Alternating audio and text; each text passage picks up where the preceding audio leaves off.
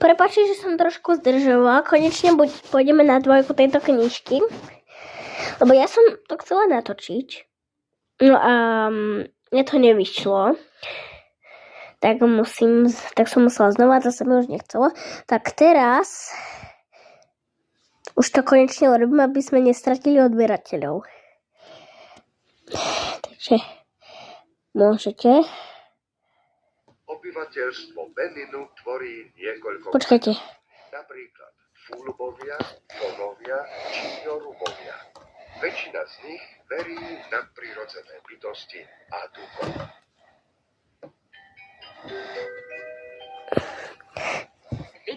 Teraz ti vysvetlím. Stretnutie. Možno to bol len tieň, čo Anielinka zazrela. A možno to bola nejaká veverička, ktorá preskočila z vetvy na vetvu. Kto vie? Malej Víle to však nedalo. Niečo jej našepkávalo, aby zistila, čo tak upútalo jej pozornosť. Ani veverička, ani tieň, ale nejaký čudný chlapík s pištoľou za opaskom. Skrýval sa za stromom pri lesnej ceste. Anielinka vytiahla zo svojej kapsičky ručníček a rýchlo si ho prehodila cez hlavu. Ručníček ju urobil neviditeľnou. A keďže bola Víla, dokázala sa celkom nečujne priblížiť k mužovi a ten si tak vôbec nič nevšimol. Len čo sa dostala do jeho blízkosti, muž si sňal klobúk a zamával ním. V tom Anielinka zazrela druhého muža, ktorý sa skrýval za krovím na druhej strane cesty. Zaraz pochopila, že sa tu schovávajú, ale prečo vlastne?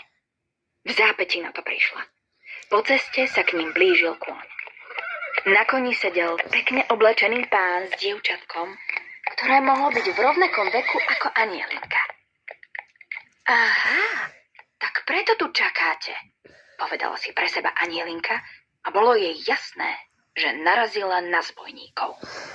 Stojte! Všetky peniaze a cennosti sem, ak vám je život drahý.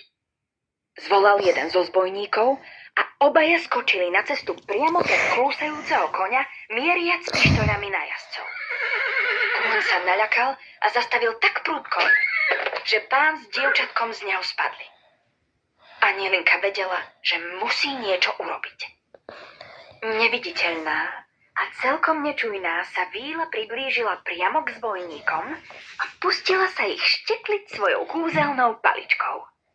Chlapi sa začali ošívať a obzerať vôkol seba, ale nikoho nevideli. Šteklenie